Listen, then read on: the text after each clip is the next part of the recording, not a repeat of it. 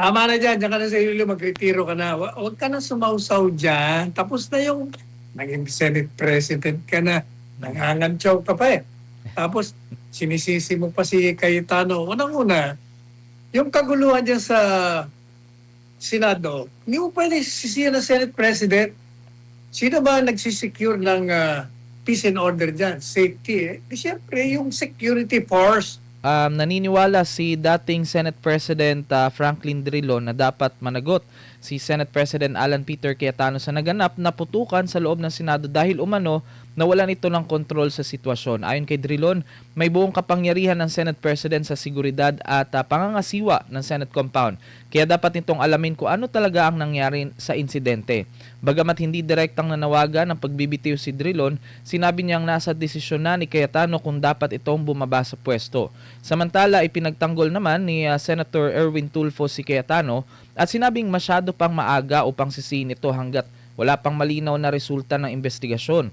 Kasabay nito, nanawagan din ang ilang alumni ng UP mula sa magkaribal na political organizations na patalsikin si Cayetano bilang Senate President matapos nga ang nangyaring kaguluhan sa Senado, Attorney Sal. Ano naman po ang inyong reaksyon dahil nagbigay din ng komento itong si dating Senate President Drilon? No, oy, Frank. Tama na dyan, dyan ka na sa ilo, magretiro ka na. Huwag ka na sumausaw dyan. Tapos na yung naging Senate President ka na, nangangantsaw ka pa eh.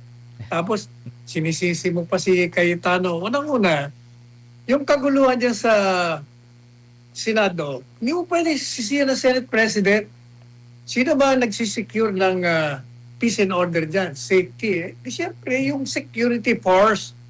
Kung hindi nagawa ng security force yan, sila may gagawin, sila ang dapat managot. Pero, hindi mo sinabi ko na sa inyo kanina, ang dahilan ng kaguluhan na yan ay dahil pinatutupad ninyo ang isang warrant of arrest na ang issue ay hindi pa nare-resolve kung valid o hindi. Kaya dapat nga hindi nyo pinatupad. Kung hinintay nyo muna ang resolution ng Korte Suprema, di sana walang gulo. Di ba? Ganun na kasimple yun.